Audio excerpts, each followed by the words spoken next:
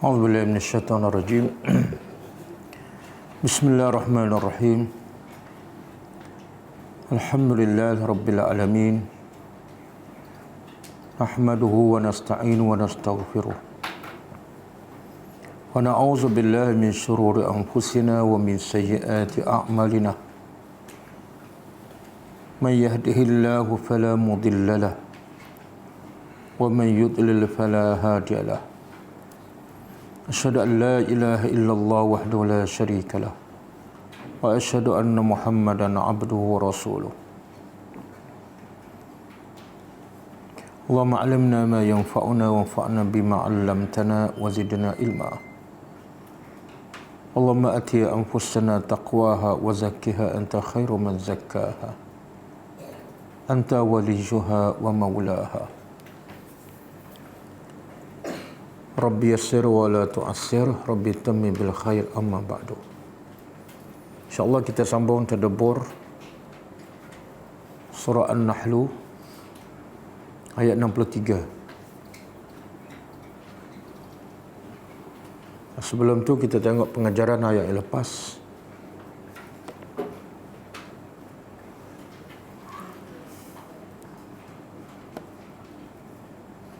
Ayat berapa?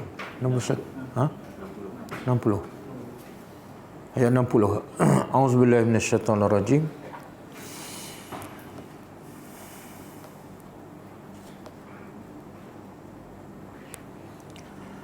Lilladzina la yu'minuna bil akhirati mathalus saw'i walillahil mathalul a'la wa huwal azizul hakim. Maksudnya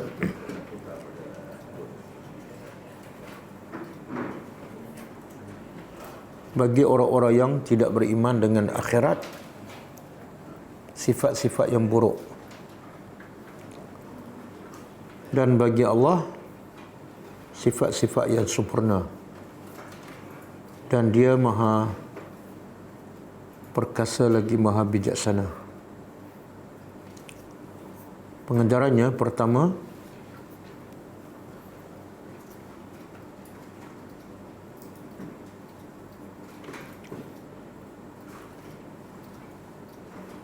antara punca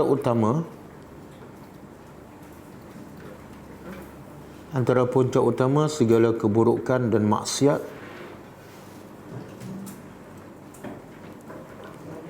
ialah tidak beriman dengan hari akhirat.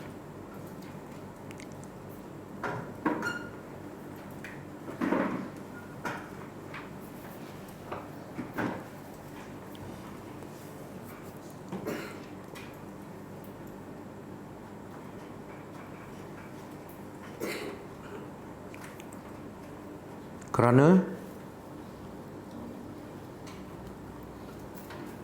apabila tidak yakin kepada balasan Allah,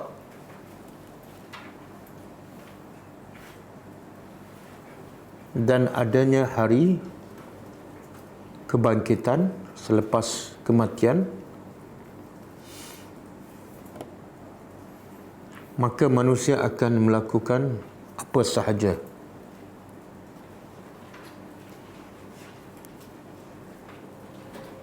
tanpa mengira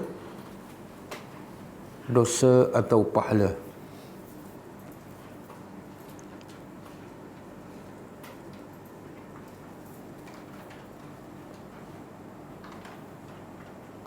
Yang kedua,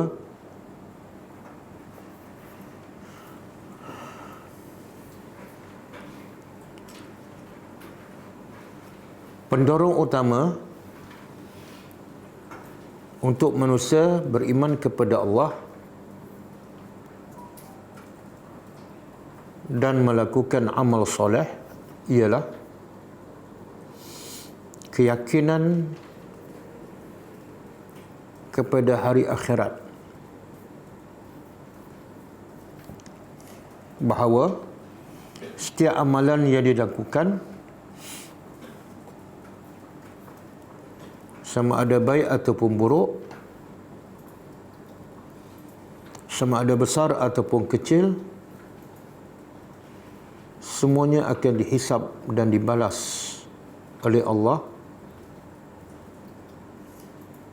pada hari akhirat.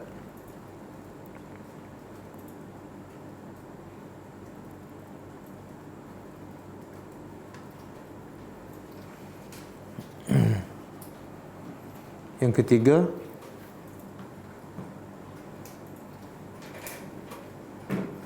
sesiapa yang beriman kepada Allah dan sentiasa mentaati perintahnya,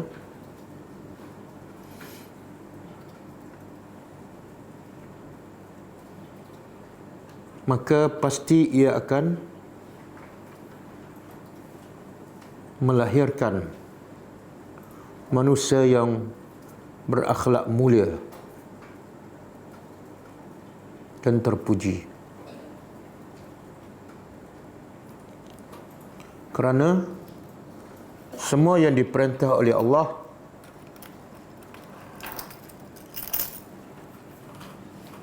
adalah sifat-sifat yang terpuji.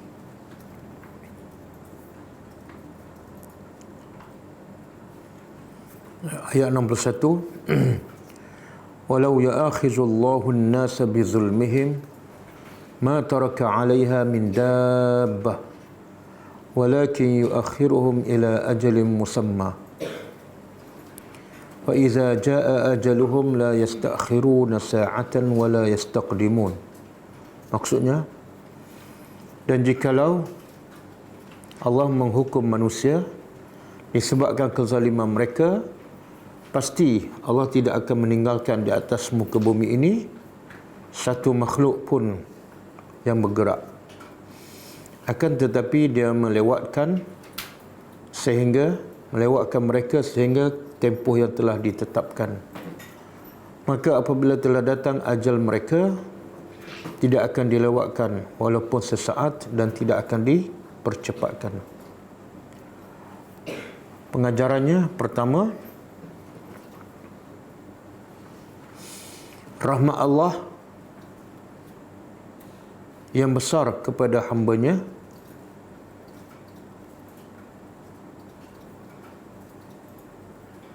iaitu tidak terus menghukum dan menurunkan azab atas setiap kezaliman yang dilakukan oleh manusia.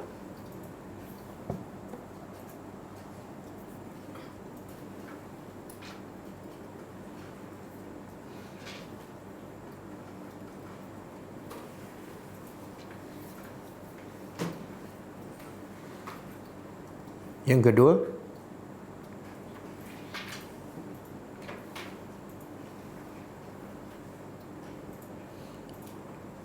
sekiranya tidak kerana rahmat Allah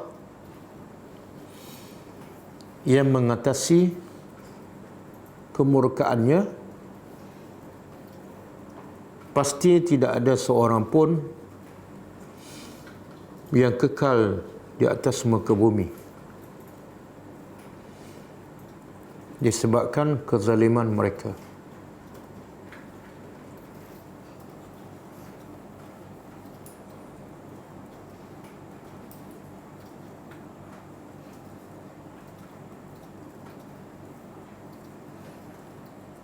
Yang ketiga, di antara hikmah Allah menangguhkan balasannya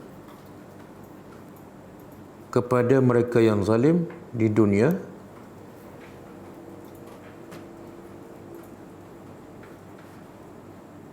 ialah untuk memberi peluang kepada mereka yang zalim agar bertaubat dan kembali kepada Allah.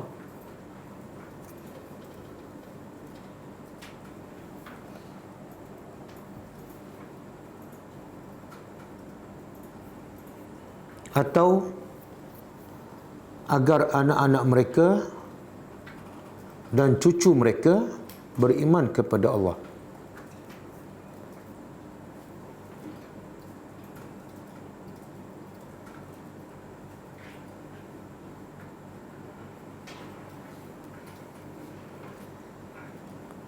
Yang keempat, apabila ajal Allah telah tiba, tidak ada seseorang pun yang berkuasa menolaknya atau melewatkannya walau sesaat.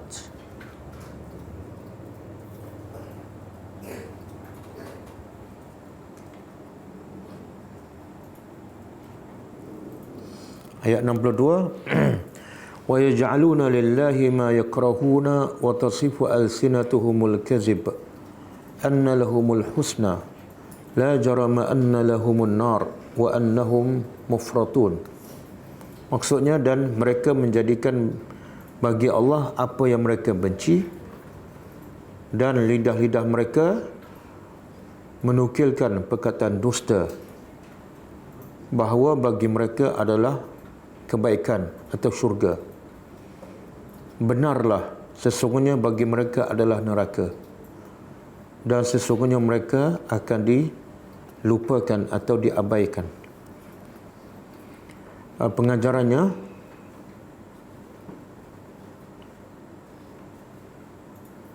antara sifat orang-orang kafir dan munafik ialah mendakwa mereka adalah orang yang baik dan pasti akan mendapat balasan syurga dari Allah.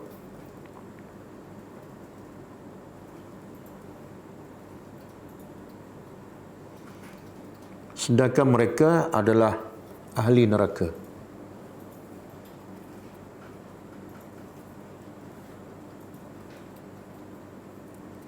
Yang kedua, semakin manusia beriman kepada Allah dan mentaatinya, semakin manusia merendah diri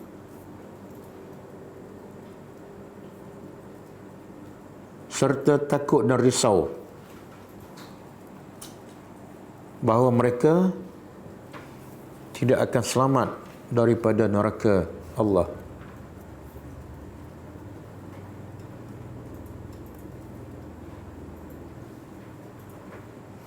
Yang ketiga, barang siapa yang mengabaikan perintah Allah di dunia,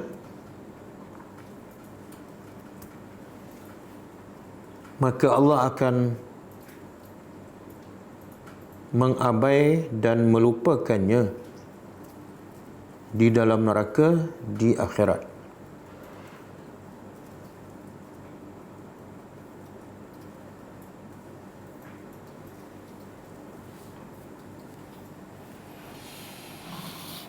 Okey, kita sambung tadabbur ayat.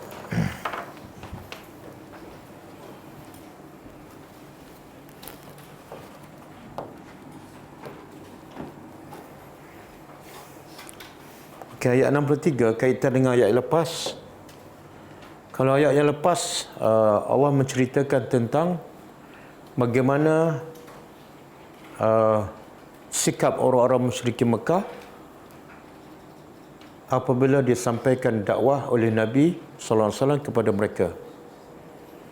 Iaitu antaranya mereka mendustakan dakwah yang dibuat oleh Nabi, mereka mengatakan Nabi pendusta, bahkan mereka menuduh Allah itu mempunyai anak. Dan lagi dahsyat, mereka menyandarkan apa yang mereka tak suka kepada Allah. Iaitu anak perempuan mereka tak suka, maka yang itulah mereka beri kepada Allah Azza wa Jalla. Jadi perkara-perkara ini sangat menyedihkan hati Rasulullah SAW dan mendukacitakannya. Maka ayat malam ni, ayat 63 adalah sebagai tasliyah atau hiburan kepada Rasulullah SAW di atas kesedihan tersebut. Okay, auzubillahi minasyaitonirrajim. Tallahi. Tallahi. Ta apa dia? Ta dipanggil harfu qasam, huruf qasam. Huruf sumpah ada berapa semua? Huruf sumpah ada berapa? 3. 1, Waw. Yang kedua ba. Yang ketiga ta. Bila kita nak bersumpah sama ada dengan waw wallahi, ataupun dengan ba wabillahi, ataupun dengan ta watallahi. Jadi kita tahu huruf qasam ni ada tanda dia. Macam mana kita nak kena huruf qasam? Macam mana nak kena? Perkataan selepas huruf qasam berbaris bawah. Kalau tallahu, maka ta tu bukan huruf qasam. Sebab tu bila orang bersumpah, semua akhirnya baris bawah. Wallahi. Dalam Quran wal asri, wal fajri, wal syamsi. Okey, demi Allah. Siapa yang bersumpah ni? Allah. Allah boleh bersumpah dengan apa saja yang dia nak. Sama ada dengan makhluknya, dengan matahari, dengan waktu duha, dengan masa, dan Allah juga boleh bersumpah dengan dirinya sendiri. Watallahi. Tapi manusia tidak boleh bersumpah melainkan dengan nama Allah. Wallahi tak boleh.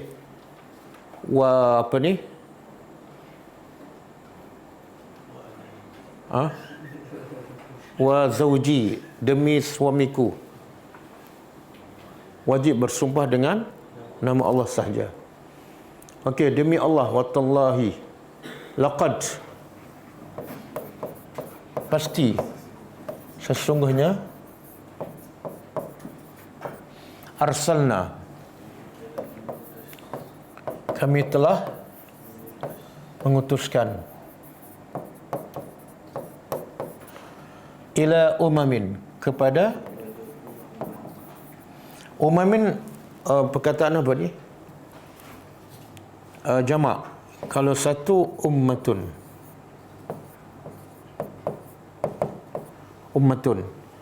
kalau banyak jamak ataupun plural umamun.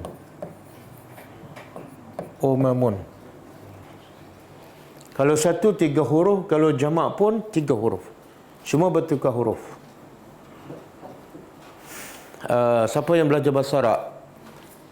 Umamun ni jamak apa? Jamak ada berapa jenis? 3. Pertama, jamak taksir. Yang kedua, muzakkar salim. Yang ketiga, muannas salim. Jadi umamun ni masuk jamak apa ni? Jamak taksir. Okey, sesungguhnya kami telah utuskan kepada umat-umat min qablika, dari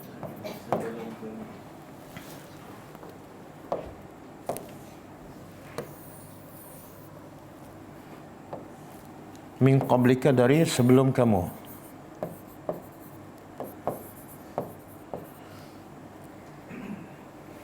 Fazayyana lahumus syaitan. Lalu apa ni makna dia? Terus. Lalu bila kami utuskan rasul kepada umat-umat terdahulu sebelum engkau, maka lalu terus zayyana, telah zayyana pada telah memperhias, memperelokkan, lahum, kepada mereka,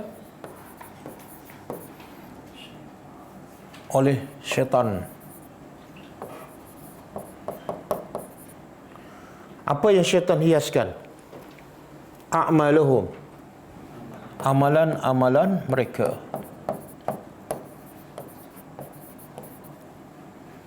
Amalan apa ni yang syaitan hias? Bila Rasul diutuskan kepada setiap umat sebelum ni, apa mesej yang dibawa oleh setiap Rasul?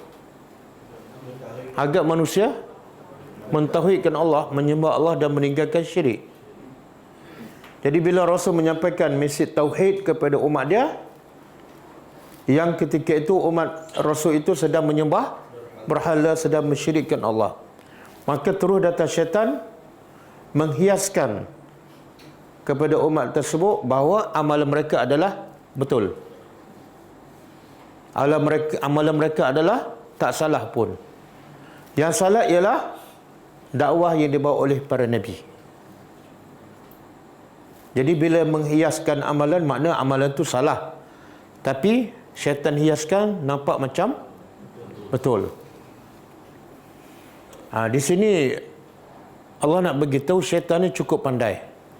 Dia tak akan suruh manusia direct supaya sembah berhala, supaya mensyirikkan Allah, ataupun supaya meninggalkan maksiat. Dia tak akan suruh secara direct, tapi dia akan hiaskan. Contoh, syirik ataupun penyembahan berhala ni bermula ketika zaman Nabi siapa? Nabi Nuh AS. Macam mana cara mula umat Nabi Nuh menyembah berhala? Mulanya ada orang-orang yang soleh. Orang soleh, orang beriman. Kemudian orang soleh itu mati. Bila mati, syaitan bisikkan kepada kaum bahawa buatlah patung. Bentuk patung yang rupa macam orang soleh. Sebagai apa? Peringatan. Bila tengok patung ni, tengok nak buat amal soleh. Bagus tak? Bagus. Kemudian lepas tu, bila mati generasi itu tahu itu patung orang soleh. Tujuannya untuk mendorong mereka supaya beramal soleh. Tapi bila mati generasi itu, datang generasi yang lain. Dan kebanyakan mereka tak tahu patung apa itu. Akhirnya, mereka sembah. Jadi bermula daripada apa? Buat patung, tujuannya untuk kebaikan.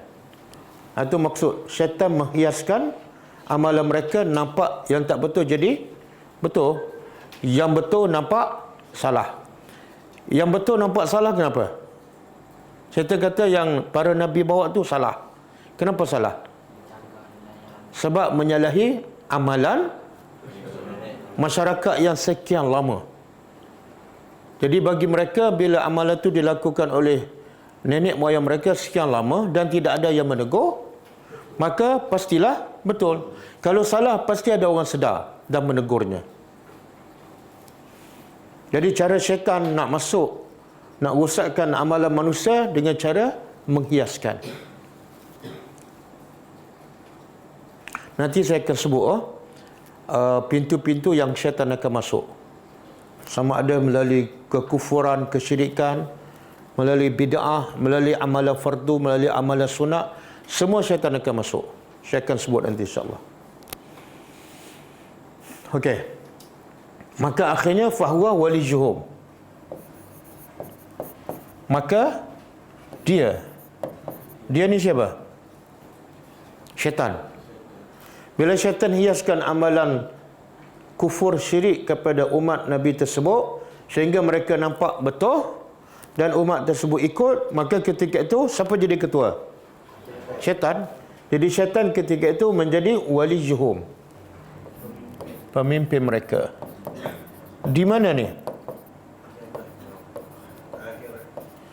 Di dunia dia jadi pemimpin, tapi di sini Allah beritahu syaitan akan jadi pemimpin daripada dunia sampai ke al-yaum. Al-yaum ni ialah hari ini, iaitu hari akhirat.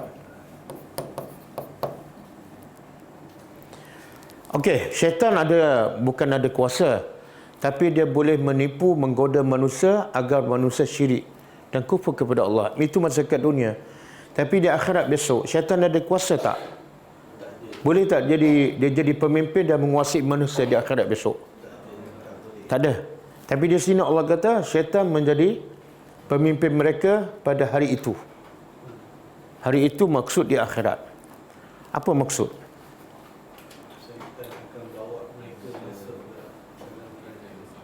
Syaitan akan bawa masuk mereka? Tak, syaitan ada kuasa tak bawa masuk? Macam mana syaitan nak bawa masuk? Dia pun dimasukkan ke neraka. Dia follow. Siapa follow siapa?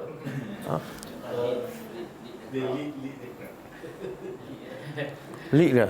Siapa yang masuk neraka dulu? Syaitan ke orang? Orang. Jadi siapa yang lead? Sebenarnya Allah nak perli. Kat dunia kamu boleh pengaruhi, boleh tipu, boleh goda. Di akhirat besok pun kamu wali juga, tapi wali yang tidak ada apa-apa kuasa. Cuba buka surah Ibrahim. ayat 22.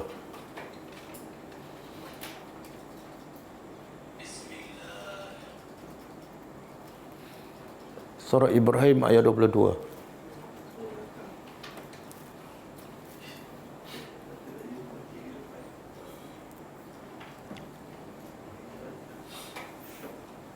Ayat ini biasa kita tadabbur, tapi sebagai peringatan. Cuba kita terjemah. Wa qala syaitan. Dan telah berkatalah syaitan. Syaitanu. Kenapa beri depan? Kenapa beri depan? Yang belajar bahasa Arab. Sebab fa'il. Telah berkata syaitan. Ini dia panggil apa ni? Syaitan berkata bila ni di akhirat dalam neraka. Jadi syaitan masih boleh bercakap dia lah dalam neraka. Dia panggil apa? Khutbah. Syaitan bagi khutbah kepada follower dia.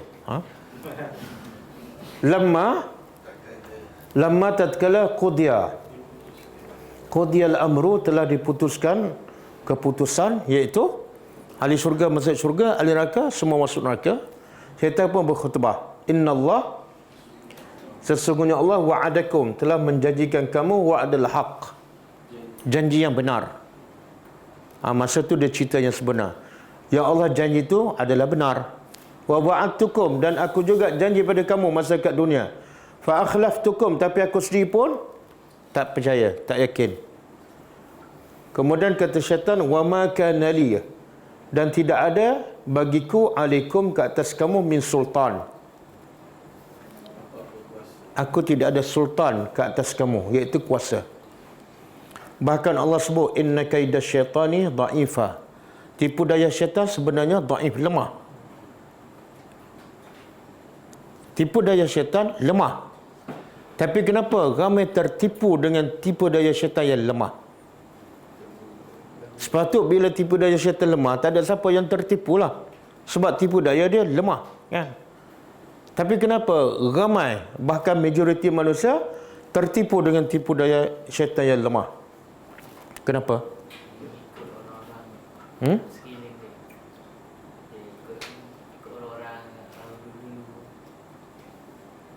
Tak, kenapa manusia jadi boleh ikut tipu daya syaitan yang lemah tu? Allah kata tipu daya syaitan lemah. Kenapa boleh ikut? Dia tak ada kekuatan pun. Sebab manusia tak beriman. Bila manusia tak beriman, manusia jadi lemah. Bila manusia lemah, tak beriman, syaitan ketika itu jadi kuat. Jadi semua yang kena tipu kat syaitan adalah manusia yang tak beriman dan lebih lemah daripada syaitan yang lemah.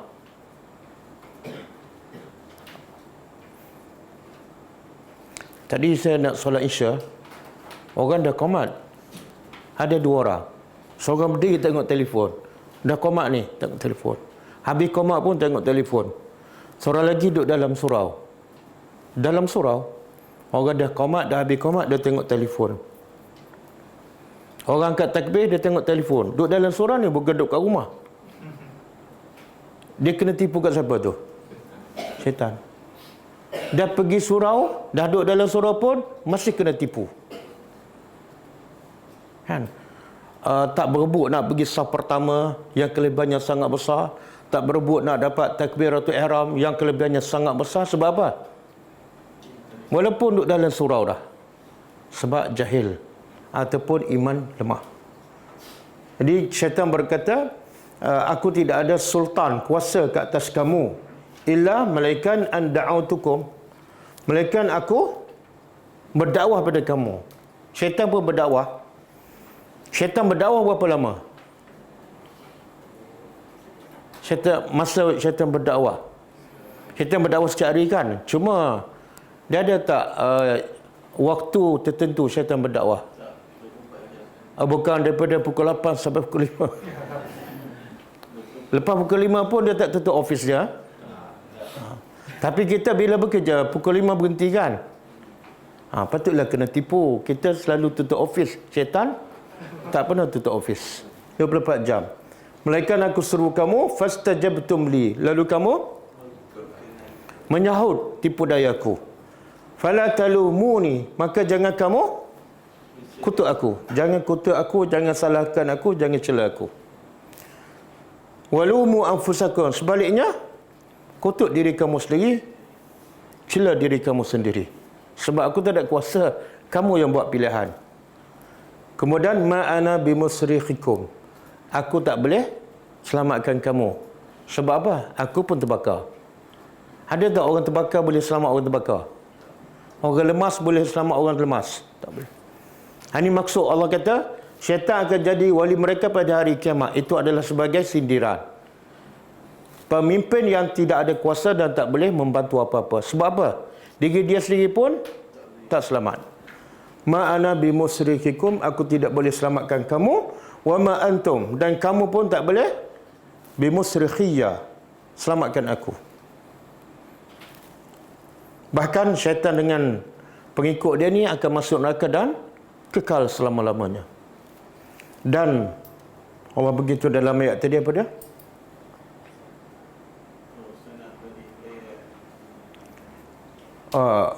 Ini sesungguhnya kafartu.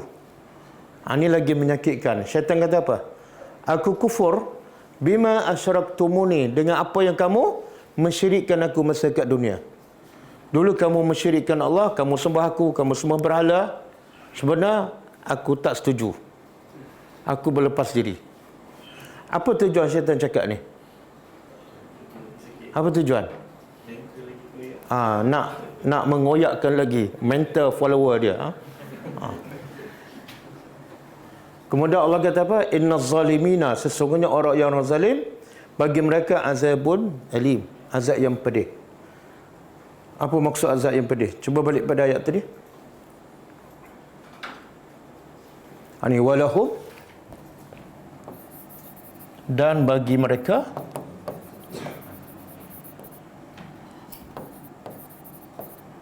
alimun yang pedih. Tengok sini Allah kata syaitan pemimpin mereka pada hari kiamat. Tapi bagi mereka azab yang pedih, menunjukkan apa? Pemimpin yang tidak ada kuasa apa-apa. Orang lain tak boleh selamat, diri sendiri pun tak boleh diselamatkan. Azab yang pedih. Azab yang pedih Allah juga hurai dalam ayat yang lain. Sa'urhiquhu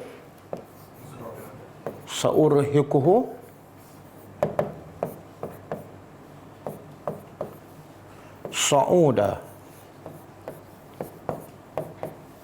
Surah apa ni? Zamil. Allah kata apa? Aku akan masukkannya, ahli neraka, ke dalam neraka sa'uda. Sa'uda apa dah? Azab yang sentiasa naik. Jadi azab dalam neraka, dia bukan maintain di tahap yang sama. Dia sentiasa panas. Lagi lama, lagi panas. Itu maksud sa'uda. Dalam ayat ini Allah kata, kullama khabat zidnahum sa'ira. Setiap kali api itu nampak slow, kami tambah lagi kepanasannya. Dan kekal selamanya. Okey, cuba buka surah ni. Surah Fatir. Ayat 6.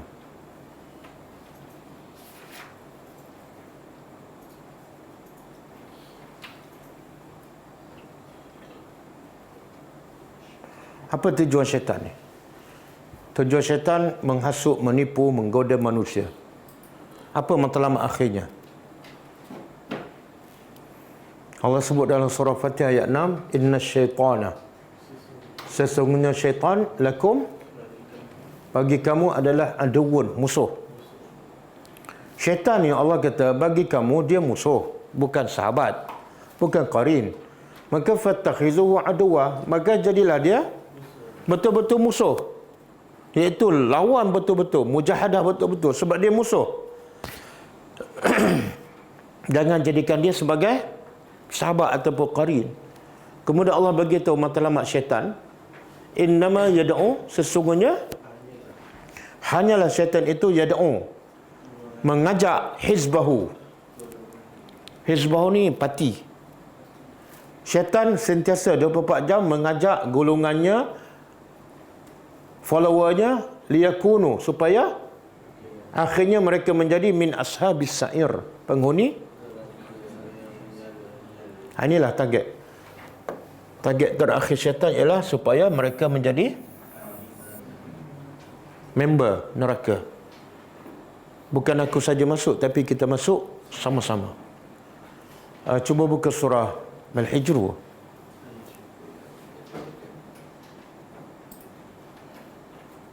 (39, 40).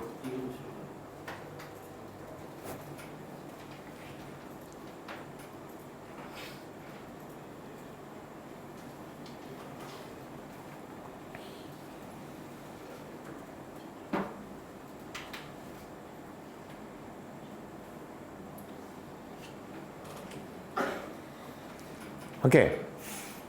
Bermula syaitan ni dilaknat oleh Allah dan celaka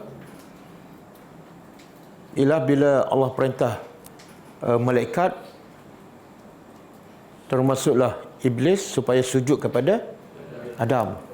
Tapi syaitan, semua malaikat sujud kecuali iblis. Dan alasan iblis apa dah? Ana khairu minhu, aku lebih baik daripada Adam. Khalaqtani min nar, engkau cipta aku daripada api, wa khalaqtahu min tin, dan engkau cipta Adam daripada tanah. Api lebih baik daripada tanah. Maka sejak itu syaitan menjadi kafir dan dilaknat oleh Allah Subhanahu wa taala. Lepas tu apa kata syaitan? Lepas dia kena laknat, kena kutuk oleh Allah sebab dia sendiri memilih. Tapi akhirnya dia kata, qala, dia berkata, Rabbi, wahai Tuanku, bima aghwaytani. Ba ni kalau kita belajar dalam bahasa Arab, ba ni banyak makna. Antara maknanya apa? Bahasa babiah. Kata syaitan pada Tuhan, dia cakap direct dengan Tuhan. Jadi kalau siapa berbangga mimpi jumpa Rasulullah, cakap dengan Rasulullah, syaitan lagi hebat. Sebab apa? Syaitan bercakap direct dengan Tuhan. Dia kata, wahai Tuanku, dengan sebab engkau menyesatkan aku. Sebenarnya siapa menyesatkan siapa? Dia sendiri, tapi dia tuduh siapa? Jadi pengajarannya apa? Apa pengajarannya? Allah bagi pilihan sujud pada Adam, tapi dia pilih untuk tidak sujud. Lalu Allah melaknatnya dan Allah menjadikannya di kalangan orang yang kafir. Tapi akhirnya dia kata, Allah yang menyesatkan aku. Dengan sebab engkau menyesatkan aku. Pengajarannya apa?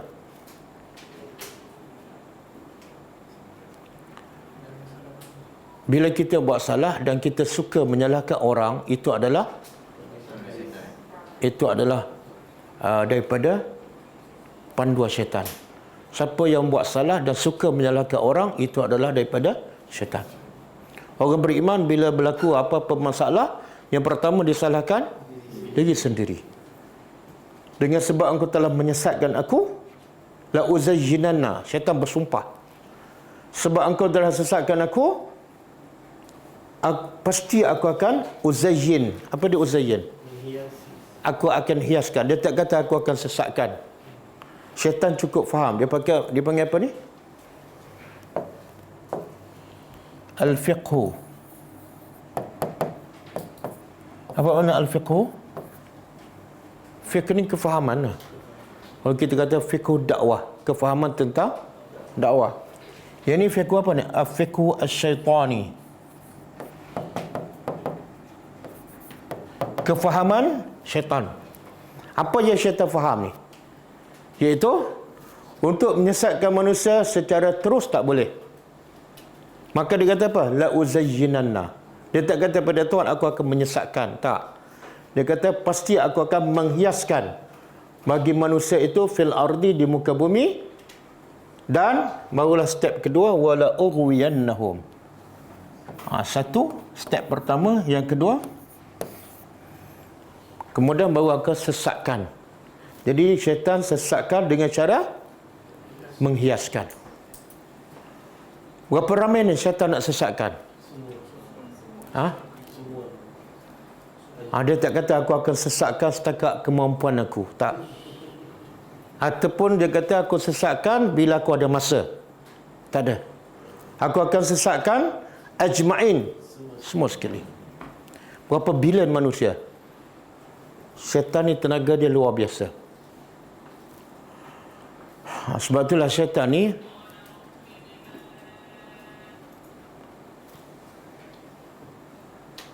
manusia banyak kerja, banyak jawatan, banyak tugas. Tapi syaitan berapa tugas dia?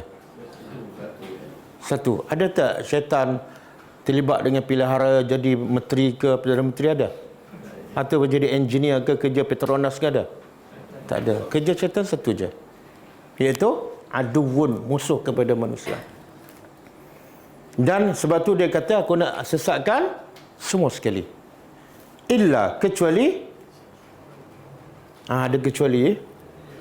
Yang kecuali ini selamat. Ibadaka, hamba engkau, minhum al-mukhlasin, daripada mereka yang dibersihkan oleh Allah. Mukhlasin mana orang yang dibersihkan oleh Allah, disucikan oleh Allah. Siapa ni? Siapa yang nak sucikan diri dia, Allah akan sucikan dan dia akan selamat daripada syaitan. Okey. Jadi semua yang kena tipu kat syaitan ni, makna apa tu? Hati dia tak suci. Hati dia tak ikhlas.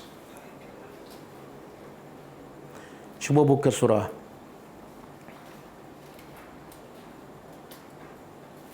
Surah apa? Nak bagi banyak sangat. Bukan. Cuba anda sebut.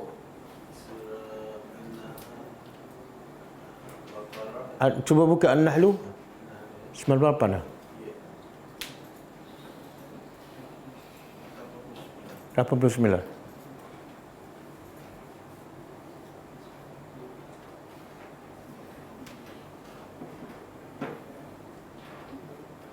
Bukan. Yang ada huraian. Ada huraian. Al-An'am ke? Ada huraian yang teks bahasa Arab tu.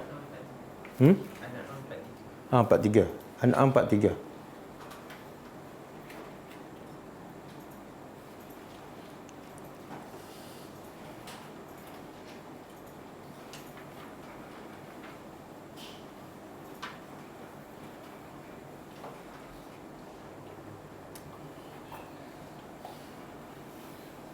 Okey. Falaula. Boleh tak undur sikit? 42.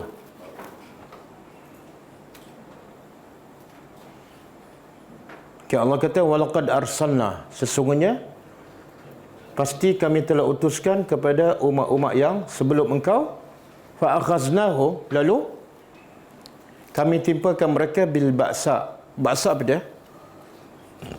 Kemiskinan, wadh-dharra, dan kesakitan.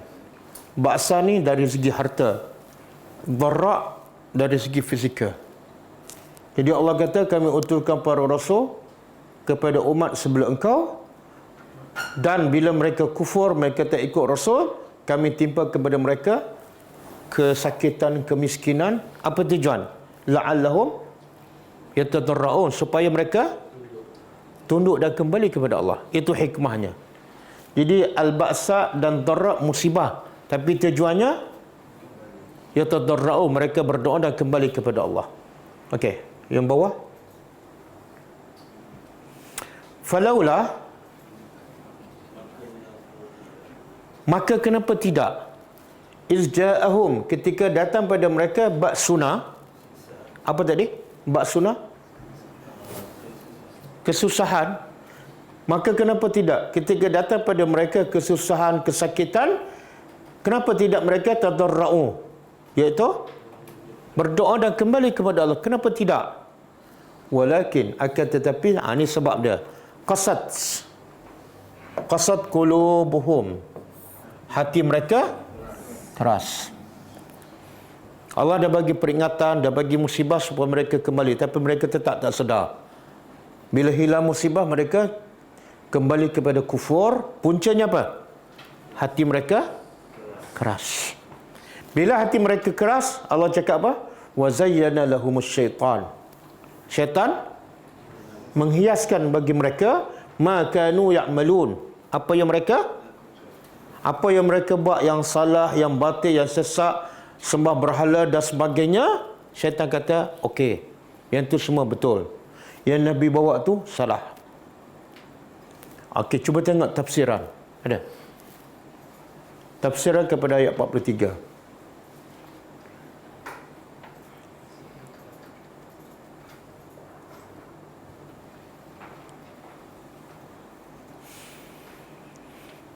Okey. Kita terjemah sama-sama. Ini tafsiran daripada Syekh Sa'di rahimahullah. Walhasil daripada ayat 43 tadi. Kesimpulannya min khilalil ayat daripada ayat tadi anna 'alal mar'i sesungguhnya atas setiap mar'i seseorang at-tabtish hendaklah tabtish ni cek ataupun muhasabah.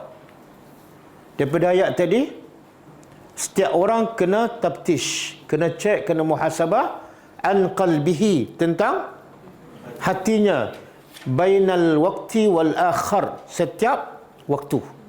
Setiap saat kena cek hati dia. Kenapa? Hatta la yaksu sehingga hatinya tidak keras. Yaksu tu qasawah. Kena cek hatinya dari semasa ke semasa supaya hatinya tidak keras. Kenapa? Fa inna qaswatal qalbi kerana hati yang keras adalah sababun sebab punca liwuluji syaitan wuluj sebab kepada masuknya syaitan ke dalam hatinya berdasarkan ayat tadi. Kerana Allah timpakan musibah pada umat tersebut kan supaya mereka kembali, tapi mereka tak kembali sebab apa? Hati keras. Lepas hati keras, syaitan pun hiaskan amalan mereka supaya nampak baik. Jadi punca syaitan hiaskan sebab hati keras.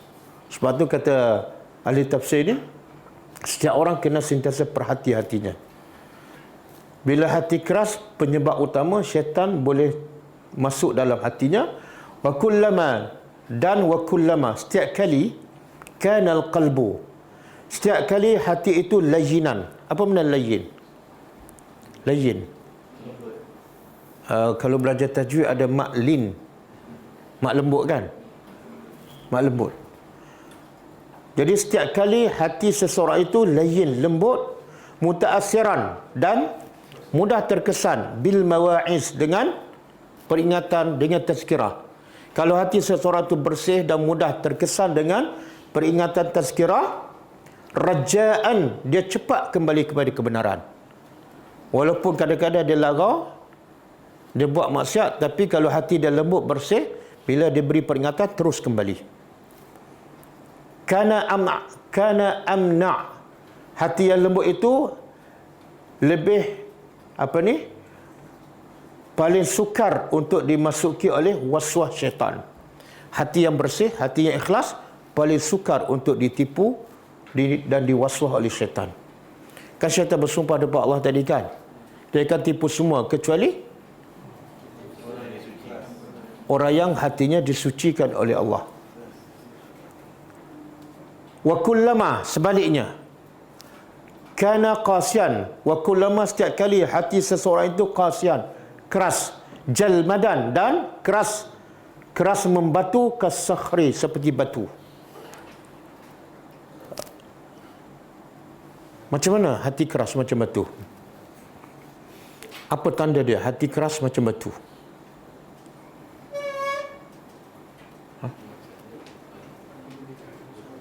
Siapa ada pengalaman? Ke semua hati lembut ni? Ha? Tak terima pendapat orang. Jadi semua yang jenis terima pendapat orang ni hati lembut lah. Kan? Semua pendapat orang dia terima. Yang salah pun dia terima. Adakah itu hati lembut? Bukan. Ha? Baca Quran tak menangis. Baca Quran tak menangis, hati keras.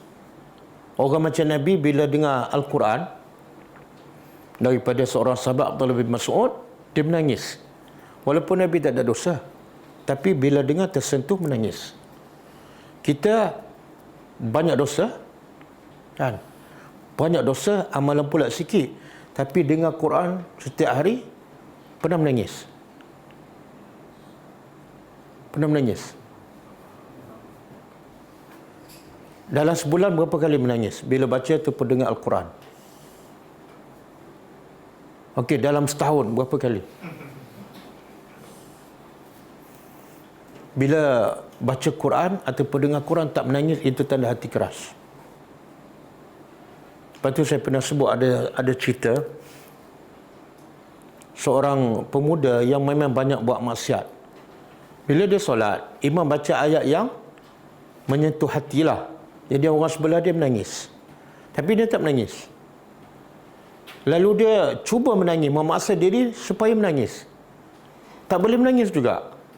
Last sekali, bila masa sujud, dia menangis. Jadi dia lepas solat, dia jumpa seorang syekh, dia bagi tahu. Kenapa aku tak boleh menangis sedangkan imam menangis, orang sebelah aku menangis? Tapi bila aku sujud, aku menangis. Jadi syekh tu tanya, kenapa masa sujud kamu boleh menangis? Sebab masa berdiri, masa rokok, aku usaha nak menangis tapi tak boleh. Jadi last sekali bila sujud, aku menangis sebab aku tak boleh menangis. Faham? Dia menangis bukan sebab faham ayat Quran, tapi sebab sedih dia tak boleh menangis. Jadi kata syekh, itu dah positif. Kalau kamu menangis sebab tak boleh menangis, dah okey. Tapi kalau tak boleh menangis dan tak menangis pun sebab tak boleh menangis, itu KO. Pernah tak kita menangis? Ya Allah, kenapa aku dengar Quran, imam baca setiap hari, tak menangis? Bertahun-tahun, bukan sekali, bukan dua kali, bukan sebulan. Bertahun-tahun dengar imam baca. Ada ayat tentang azab neraka, aku tak menangis, tak tersentuh pun. Dan bila aku baca pun tak menangis. Bila aku dengar pun tak menangis. Kita pun sebab sedih tak boleh menangis, kita pun menangis. Menangis sebab tak boleh menangis. Pernah tak? Pernah. Sebab bahaya kita baca Quran tak menangis. Kenapa bahaya? Kenapa bahaya?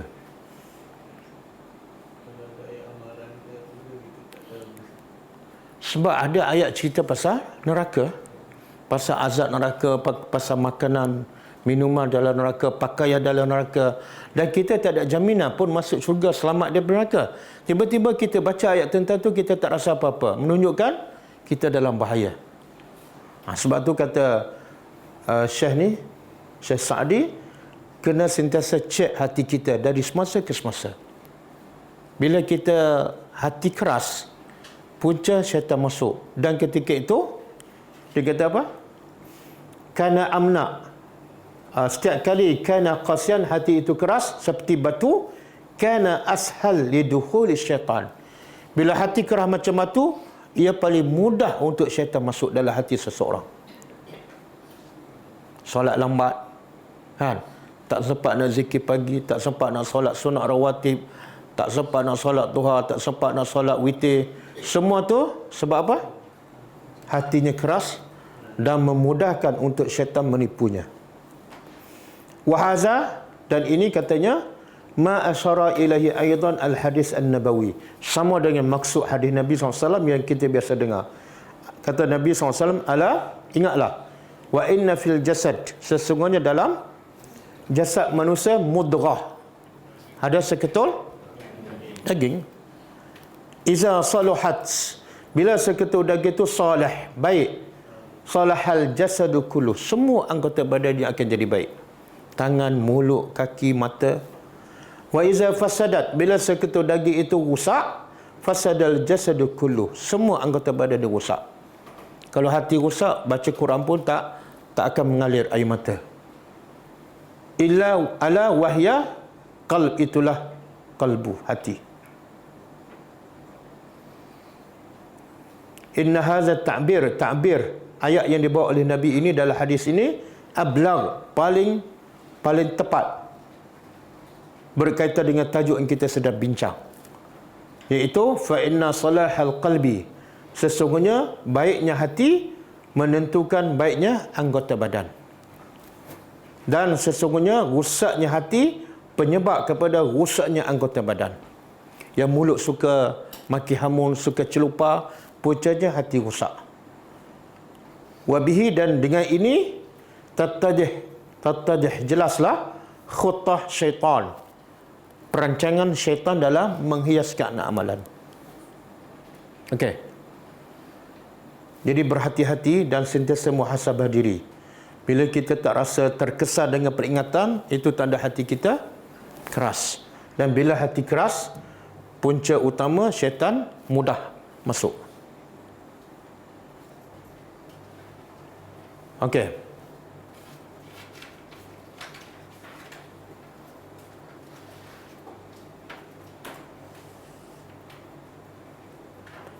Ada tak surah An-Naml?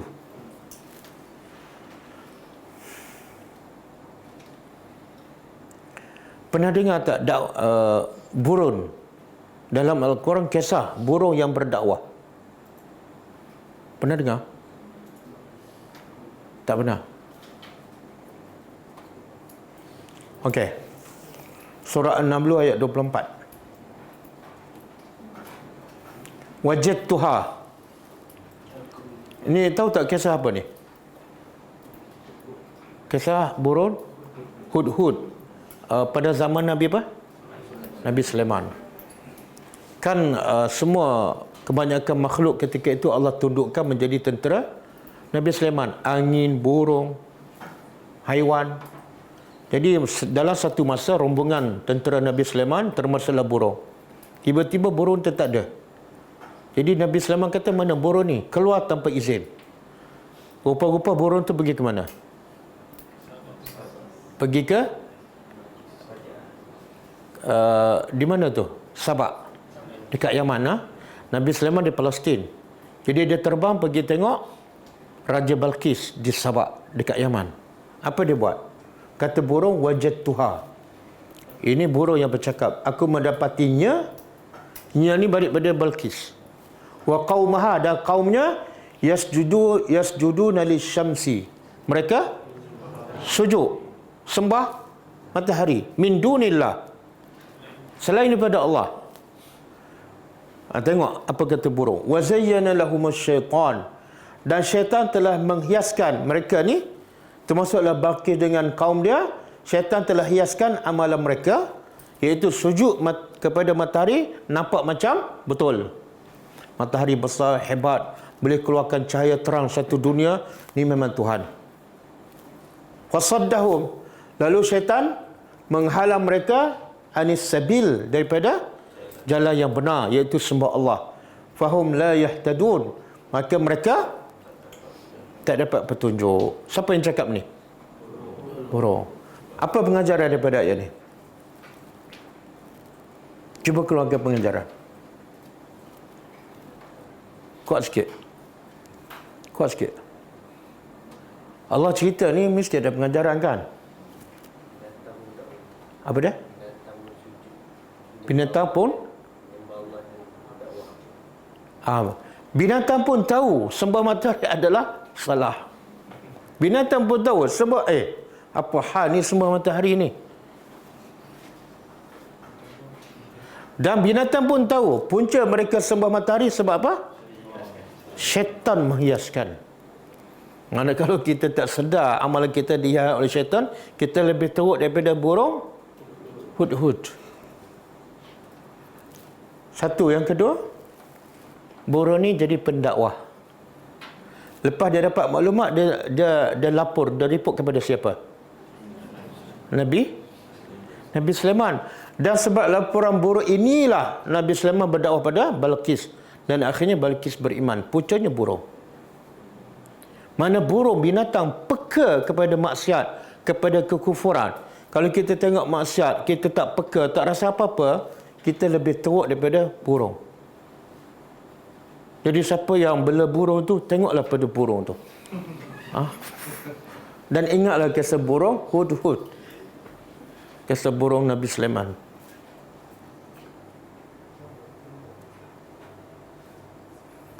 Okey. Kita pergi pada ayat seterusnya.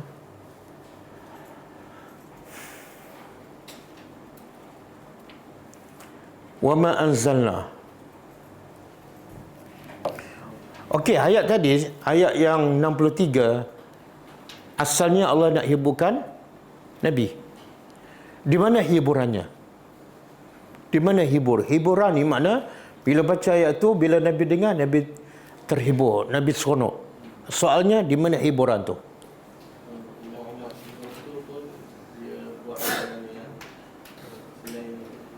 Jadi di hiburannya di mana? Macam mana lega tu? Macam mana lega tu? Makna orang musyrikin Mekah mendustakan Nabi, menolak dakwah Nabi dan menuduh Allah ada anak. Bukan benda baru, benda yang lama dah. Jadi apa yang Nabi hadapi dikongsi juga oleh umat-umat dahulu, bukan benda baru. Bila dikongsikan musibah, dia akan meringankan orang yang menanggung musibah. Tapi bila kita baca ayat di dalam 3, kita rasa terhibur tak? Terhibur tak?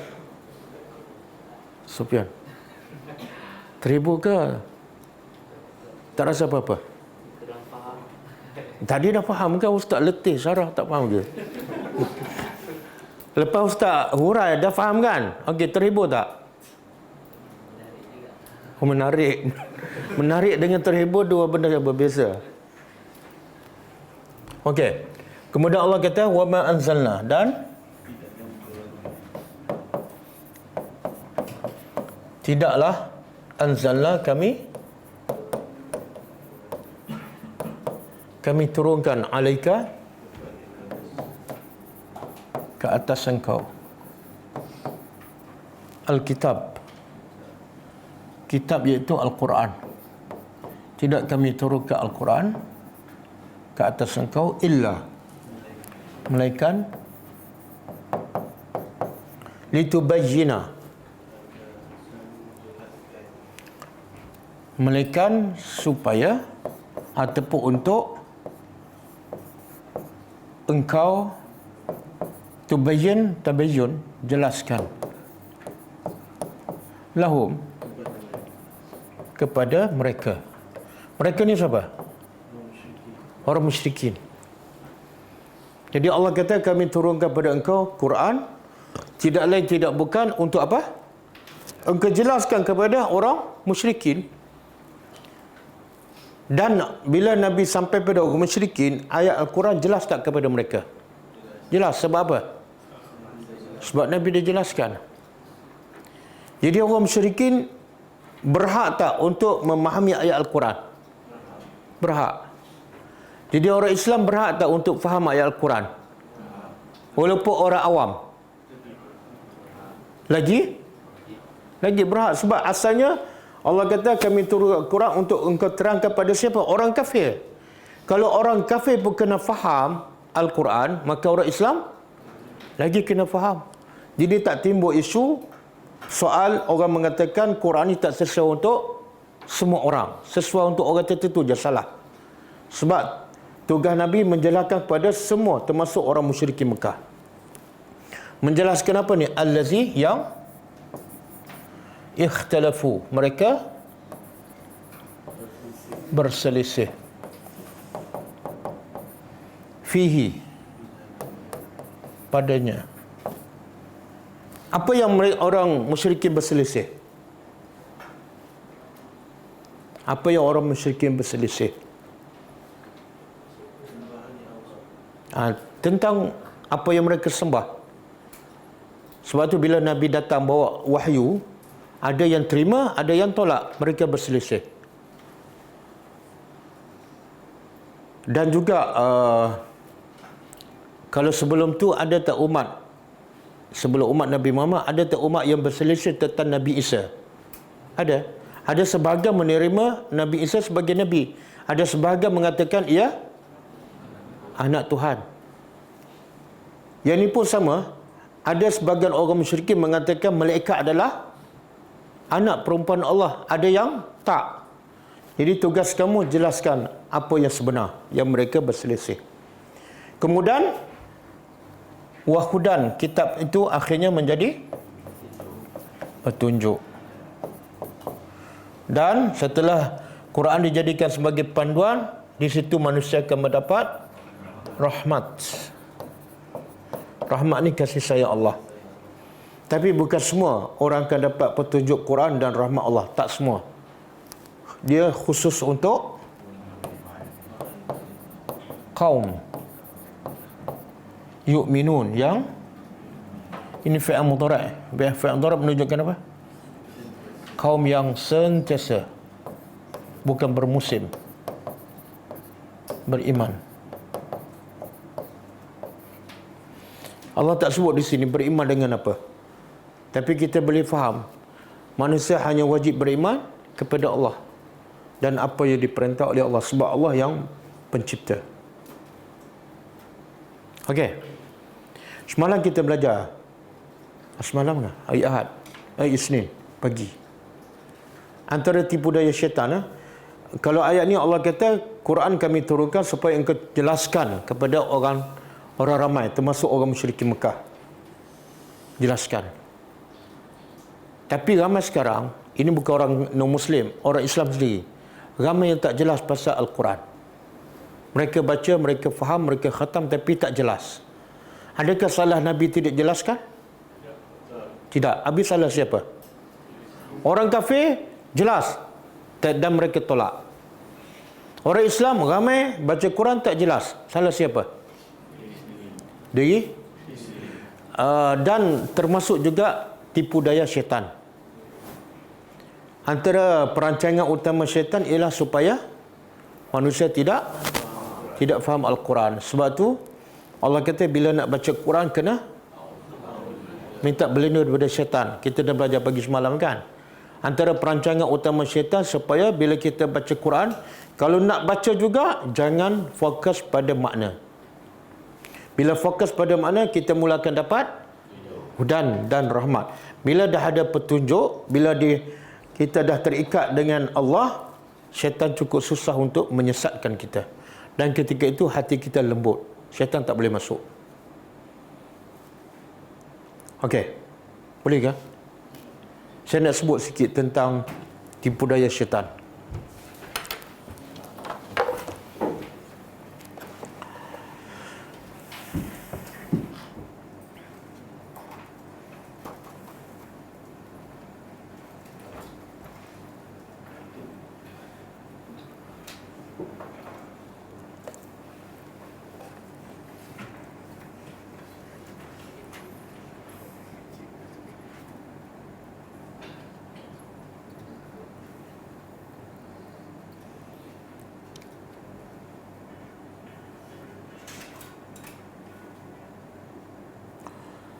Okey, pintu-pintu yang syaitan akan masuk. Pertama, kufur dan syirik dengan Allah.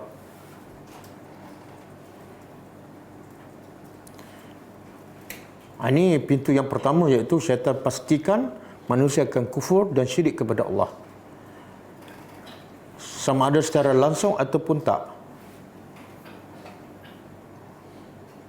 Kadang-kadang dia nampak macam orang Islam, tapi dia percaya pada bomoh. Kan? Dia pakai tangkal, percaya pada tangkal, dan akhirnya amalannya sia-sia.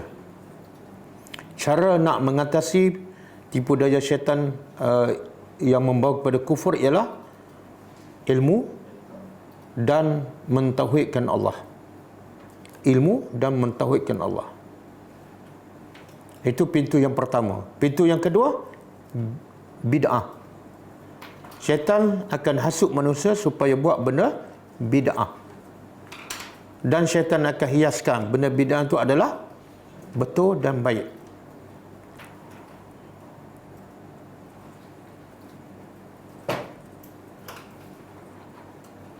Cara nak mengatasi tipu daya syaitan yang kedua ni apa dia? Belajar sunnah. Belajar sunnah dan ikut ittiba'us sunnah. Sebab itulah bila kita mula belajar sunnah ataupun dah ramai orang mengajar sunnah, mula timbul satu masalah besar dalam masyarakat. Kenapa? Syaitan akan mainkan isu tu supaya akhirnya orang nampak sunnah tu macam satu benda yang pelik, yang tak pernah diamalkan, tak pernah didengar oleh mereka. Akhirnya mereka akan tolak dan mereka tentang. Sebenarnya itu adalah perancangan syaitan. Nabi kata apa? Man ahdatsa fi amrina haza ma laysa minhu fahuwa raddun. Siapa yang beramal, siapa yang melakukan dalam urusan kami yang bukan daripada kami, maka dia tertolak.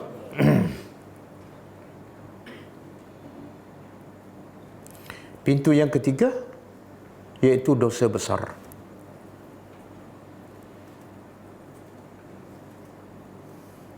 Riba, rasuah.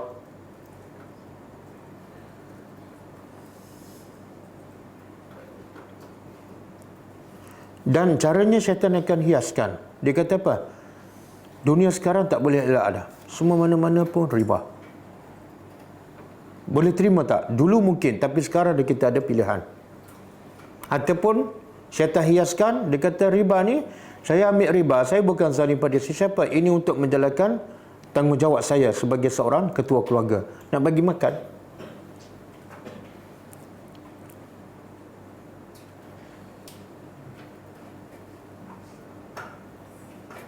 Dosa besar yang zahir. Riba, zina, membunuh, mencuri. Kadang-kadang syaitan gagal nak tipu kita dengan dosa besar yang zahir. Maka syaitan tipu dengan dosa besar yang batin. Apa dia? Apa dia? Ini lagi kita tak sedar. Riak, ujub, rasa kagum, rasa dia lebih baik pada orang, al-kibru, sombong. Itu semua tak nampak tu. Kadang-kadang dia tak nak pergi belajar kan, itu sombong, ditipu oleh syaitan. Kenapa tak belajar? Alah, benda-benda macam ni aku dah tahu. Itu adalah tipu daya syaitan. Mengumpat, kita rasa tak itu dosa besar? Tak rasa. Kadang-kadang kita rasa orang tu memang patut kena umpat sebab jahat sangat. Pada muka dia kan. Yang keempat, syaitan masuk melalui dosa kecil. Syaitan tipu apa? Alah, kecil je, ambil wuduk habislah. Orang lain buat dosa besar, tahu tak? Kamu ni okey lah, dosa kecil je.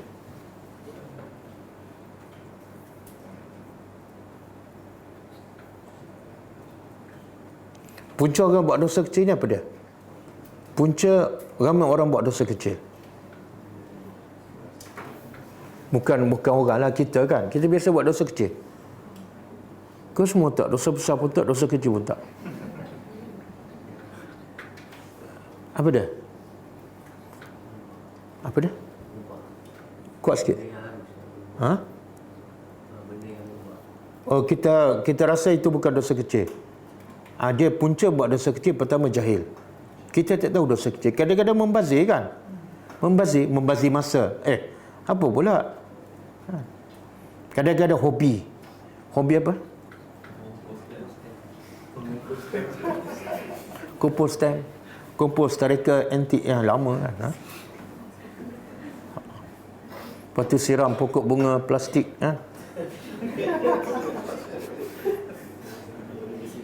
Simpan beg-beg banyak kan? Kasut-kasut lama. Kenangan. Letak gambar kan? Gambar. Jadi punca selalu buat dosa kecil. Satu, jahil. Yang kedua, bila kita pandang remeh pada dosa kecil, kita akan buat sentiasa. Alah, dosa kecil je. Kan? Kita langkah pergi surau, habislah. Ambil wuduk, habislah. Kita lupa dosa kecil bila berterusan menjadi dosa besar. Okey, yang kelima. Syaitan masuk melalui, syaitan sibukkan kita dengan perkara yang harus. Sibukkan perkara yang harus sehingga kita tinggal perkara yang ada pahala, yang ada fadilat.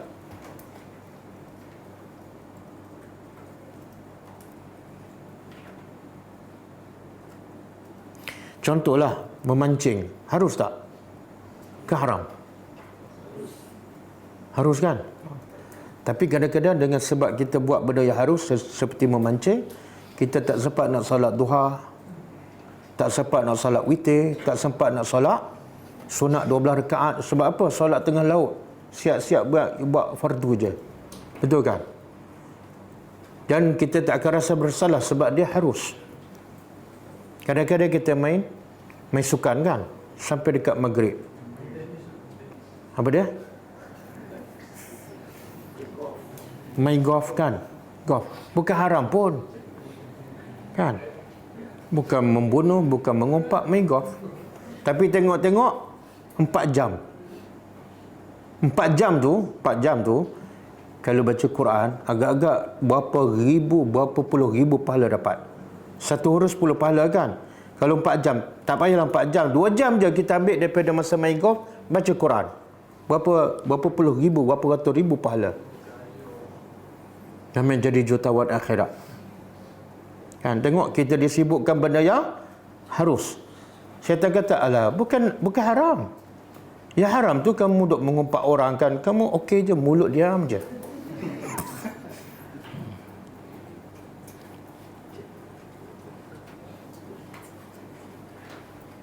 Yang keenam, mengutamakan perkara yang kurang afdal. Mengutamakan perkara yang kurang afdal dibanding dengan yang afdal. Yang tadi harus.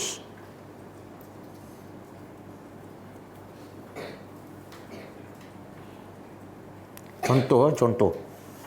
Lepas azan zuhur kan? Yang afdal apa dia? Salat sunat sebelum zuhur. Berapa rakaat? 4 kan? Tapi dia tak salat sunat, dia baca Quran. Baca Quran salah ke?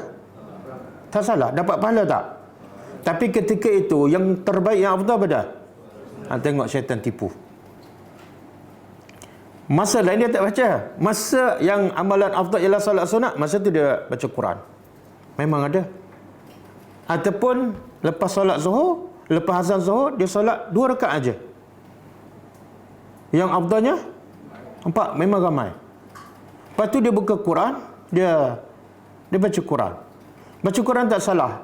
Tapi syaitan tipu dengan mengutamakan perkara yang kurang afdal dan meninggalkan yang afdal. Lepas solat Isya kan, yang afdal solat witir. Kan, solat witir. Tapi dia baca surah Al-Mulk. Al-Mulk tu berapa minit Apa dia? 10 minit juga. Kalau solat witir, kalau satu rakaat berapa minit?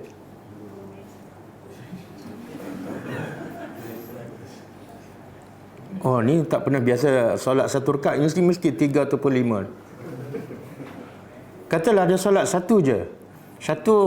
Kemudian satu pula baca Qul Huwallah je. Berapa 1 minit kan? Ataupun 2 minit je. Dengan baca solat Al-Mulk, mana lebih afdal? Solat witir, sebab Nabi kata solat yang paling afdal selepas solat fardu 5 waktu ialah solat malam. Dan banyak lagi kelebihan solat witir. Adapun baca surah Al-Mulk, ulama khilaf. Dan kamu boleh baca waktu lain. Tapi lepas Isya, dia ada masa nak baca surah Al-Mulk 10 minit, tapi akhirnya malam tu sepanjang malam tak solat witir. Itu tipu daya syaitan. Ustaz, tipu daya syaitan apa? Saya baca surah Al-Mulk.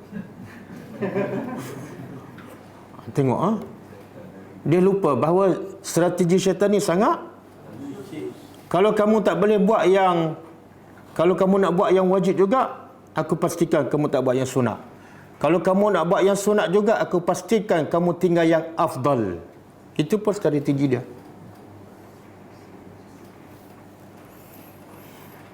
Okey, dah. Berapa semua? 6. Okey, cukup lah.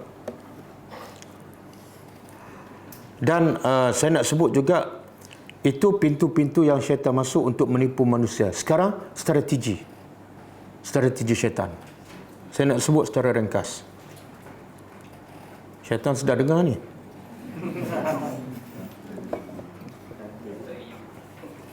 Syaitan dengar, tapi syaitan kata, alah, ni apa ni dengar je, tulis je ni, lepas ni balik.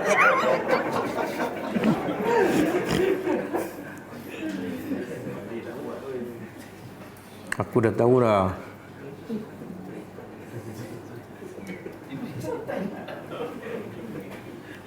Okey. Strategi pertama, at-tazyin, menghiaskan. Dan kehiaskan amalan yang tak baik, nampak baik. Termasuklah amalan bid'ah. Puasa apa ni? Nisfu Sa'ban. Doa awal tahun.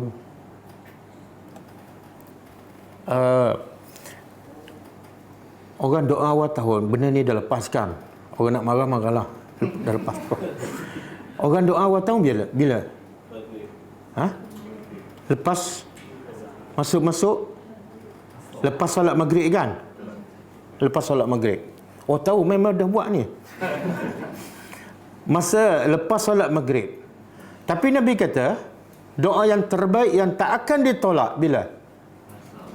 Antara azan dan iqamah. Tak ada hadis antara waktu doa terbaik ialah selepas solat fardu. Tak ada. Nak doa tak salah. Nampak tak? Kalau betul kamu nak berdoa dan kamu orang yang cerdik, pilihlah waktu yang mustajab. Kenapa selepas solat fardu? Kenapa lepas azan tadi tak berdoa? Tengok. Kita dah terlepas waktu yang Nabi kata mustajab.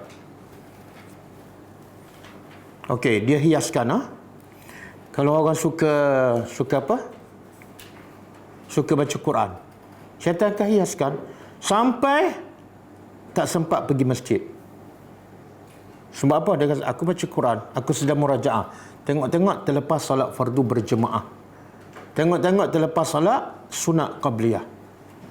Okey, satu strategi syaitan, iaitu menghiaskan amalan yang tak baik nampak baik. Yang kedua, talbis, menimbulkan keraguan. Menimbulkan keraguan. Ini betul tak sunnah ni? Nampak macam berbeza dengan orang ramai. Dia ragu-ragu, akhirnya dia tak buat yang betul. Talbis. Ustaz ni betul ke ni? Betul ke ni ustaz ni? Kan? Nampak pelik mengajar, padahal ustaz tu mengajar Quran. Yang ketiga, taswif. Menangguh-nangguhkan. Bila kita nak buat baik, syaitan kata, alah, relax brother. Kamu masih muda kan? Lepas pencen, pergilah buatlah. Kamu nak salat 100 rakaat, buatlah. Tengok di masjid tu, kan orang tua. Okey je. Lagi pula dia baca hadis pula. Amalannya dikira yang lebih. Jadi kamu muda lagi, lambat lagi nak mati. Tengok. Tengok mati muda kan? Yang keempat, memandang ringan kepada maksiat. Syaitan menghasut kita supaya kita rasa maksiat itu kecil. Kemudian dia banding pula, orang lain buat dosa besar, rasuah. Ataupun rasuah juga. Tapi dia kata, orang lain ambil juta-juta, kamu ringgit-ringgit je. Okeylah. Ya. Yang kelima, syaitan akan menimbulkan rasa sukar selepas bertobat. Bila kita nak bertobat, dia kata apa? Kamu ingat? Lepas bertobat, kamu kena berubah. Jangan buat lagi. Kena pergi belajar. Kena pergi masjid. Tak boleh ni. Okey, tangguh dulu. Bila kamu betul-betul ready, baru bertobat. Biasakan dengar bisikan tu? Oh, biasa.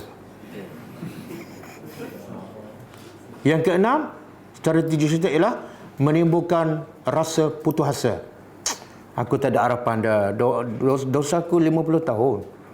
Tak solat, tak puasa, menimbulkan putus asa. Dosa aku besar ni, bunuh orang, rasuah pun ratus-ratus ribu. Yang ketujuh, iaitu melalui marah. Melalui marah. Bila kita marah aja, jarum syaitan laju je. Sebab tu bila marah, kita tak boleh nak kontrol kan. Sebab apa? Dibantu oleh syaitan. Tangan naik, mulut tersembuh habis. Yang ke-8, suka berangan-angan. Lepas buat ni, nak buat ni kan. Lepas projek ni, satu projek lagi. Lepas beli satu kereta lagi.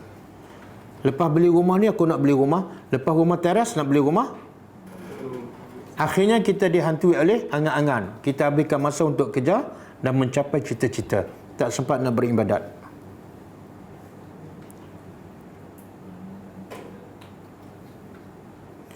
Yang ke berapa? 9. Syaitan menghasut keluar daripada pertengahan. Syaitan menghasut kita keluar daripada jalan tengah, iaitu sama ada ekstrim, ada tak yang ekstrim?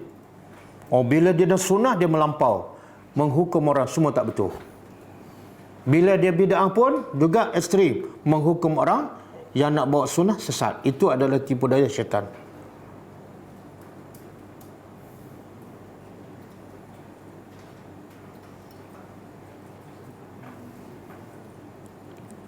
Okey. Kemudian langkah-langkah untuk mengelak semua tipu daya syaitan, kita sambung. Datang malam besok. Kalau tak, syaitan lagi suka, tak datang.